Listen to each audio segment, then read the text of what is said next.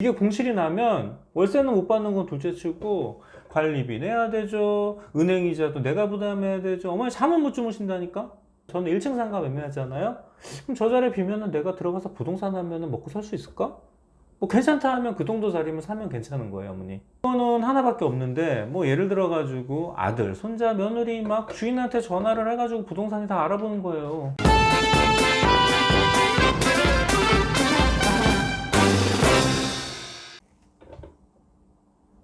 어머니 잘 지내시죠? 추운데 어떻게 오셨어요? 뭐 요즘 별일은 없으시죠, 어머니? 별일이 없지. 일이라곤 이번에 나라에서 세금을 너무 많이 걷어서 세가 빠져. 내가 집이 두 개인데 하나는 살고 하나는 월세 받고 있는데 월세 받아서 죄다 이놈의 세금으로 나간다니까. 남는 게 없어. 팔려고 하니 그것도 아쉬워. 팔기도 그렇고. 가지고 가자니 월세 받아서 6개월 치는 재산세, 종부세로 다 날아가 버리니 그래서 집 하나 팔고 상가를 살까 하는데 어떻게 생각해?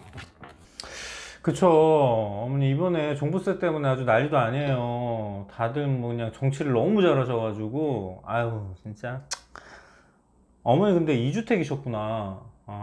근데 지금 정부가 이 다주택자들을 되게 미워해요. 제가 보기에도 이거는 세금이 아니라 완전히 징벌이라니까요, 징벌. 뭐 1주택은 공시가격이 11억까지 비과세인데 2주택은 공시가격이 6억이면 나온대요. 웬만한 뭐 2주택자는 다 나오는 거예요. 뭐 어머니 생활비 때문에 파는 것도 고민될 거고 가지고 가자니 세금 때문에 그렇고. 그래서 요즘 어머니 같으신 분들이 요즘 상가 매매 엄청 알아보세요. 그래서 어머니 잘 오신 거예요. 똘똘한 상가로 가는 게 맞고요. 제가 알기로는 어머님 집 팔면 한 10억 정도 되는 걸로 알고 있거든요.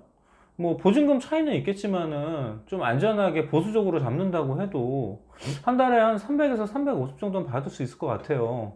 지금 아파트 월세보다는 거의 2배는 받을 수 있거든요. 뭐 재산세야 내야 되겠지만은 종부세는 뭐 합산 아니니까 뭐 그 정도면 여유가 좀 많이 생기시는 거죠. 어떤 상가 사야 될지 제가 오늘 설명 좀 드리고요. 좋은 물건으로 좀 알아봐 드릴게요, 어머니. 구독 감사합니다. 어머니 첫 번째, 우리 어머니 처음 사시잖아. 첫 상가는 공실이 안 날 안정적인 상가를 사자고요. 수익률이 높으면 그만큼 리스크가 커진다고 보시면 돼요. 1층 상가가 제일 안정적이거든요. 위로 올라갈수록 밑으로 내려갈수록 안정성이 떨어져요. 뭐 투자 대비 월세는 좀 더 나오겠죠. 근데 어머니처럼 생활비 쓰셔야 되고 첫 투자 하셔야 되는 분들이 공실 나면은 엄청 스트레스 받거든요. 이게 공실이 나면 월세는 못 받는 건 둘째치고 관리비 내야 되죠. 은행이자도 내가 부담해야 되죠. 어머니 잠은 못 주무신다니까. 월세 수익률 좀 적어도 안전하게 1층 가시는 거 좀 권해드려요. 그리고 어머니 두 번째로 대출을 좀 잘 활용하시라고 좀 말씀을 드리고 싶어요. 뭐 전문 용어로 레버리지 효과 뭐 이렇게 얘기는 하는데 어머님처럼 나이가 좀 있으신 분들은 대출 받는 거 좀 많이 꺼려 하시거든요, 사실. 뭐 개인적으로 상가 사면서 저는 대출은 최대한 받으라고 조언을 드립니다. 왜냐하면 보통 은행 이자보다 월세율이 항상 더 높거든요.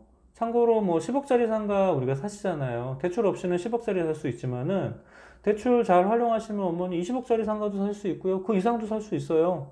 그럼 당연히 월세 더 나오죠? 그리고 더 큰 물건에 물건도 아주 다양하게 볼 수 있어요. 대출 꼭 받으세요, 어머니. 구독 감사합니다. 그리고 세 번째, 임차인 입장에서 내가 봐도 들어갈 상가 사시면 좋아요. 어머니 처음에 상가 사시면서 어떤 걱정들 많이 하시냐면 지금 임차인 나가면 어떡하지? 그런 걱정 많이 해요. 근데 어머님이 장사를 내가 저 자리에서 해서 괜찮을까? 그런 상가로 이렇게 생각을 하셨고 보신다고 해서 그게 괜찮다. 그럼 누가 봐도 똑같은 거예요. 제 예를 들자면은 저는 1층 상가 매매하잖아요. 그럼 저 자리에 비면은 내가 들어가서 부동산 하면은 먹고 살 수 있을까? 뭐 괜찮다 하면 그 정도 자리면 사면 괜찮은 거예요, 어머니. 자, 마지막으로 네 번째는 이게 좀 중요한 내용이 될 수도 있는데 어머니 상가를 진짜 꼭 사시고 싶다면 믿을 만한 부동산 한 군데서 조용히 진행하세요. 이거는 아는 사람도 알고 모르는 사람들도 많이 있긴 하지만 비싼 물건 사려고 뭐 이리저리 부동산 알아보시는 건 당연하거든요. 근데 그중 믿을 만한 곳 한 군데 하고 매매를 진행해야 되는데 이게 물건은 하나밖에 없는데 뭐 예를 들어 가지고 아들, 손자, 며느리 막 주인한테 전화를 해가지고 부동산이 다 알아보는 거예요. 그러면은 이 부동산 입장에서는 뭐 계약을 하려고 그러는 거죠. 실제로 근데 주인 입장에서는 손님이 되게 많은가? 내가 물건 되게 싸게 내놨나? 이런 식으로 해갖고 물건이 들어가기도 하고요. 매매 가격이 갑자기 수천만 원 매덕이 올라가기도 해요, 어머니. 아들손자 며느리 절대 물건 알아보시면 안 돼요. 큰일 나요, 어머니. 구독 감사합니다. 어머니 어찌됐든 간에 결정 잘하신 것 같아요. 옛날 선배들 얘기가 정부 정책에 반하는 쪽으로 일을 하지 말라 그러더라고요. 뭐 근데 최근에 집 같은 건 보니까 정책 반대로 해야지 돈을 벌긴 하더라고요. 아무튼 현 상황에서 2주택자 입장에서는 똘똘한 하나는 가지고 가고요. 나머지 하나는 팔아가지고 상가로 갈아타는 게 가장 잘하는 것 같습니다. 제가 잘 찾아봐 드릴 테니까 너무 심려하지 마시고 저희 어머니 상가 사신다 생각하고 제가 잘 보여드릴게요, 어머니. 어머니 상가 좀 보러 가실까요? 어머니 딱 맞춰서 줬어, 오늘.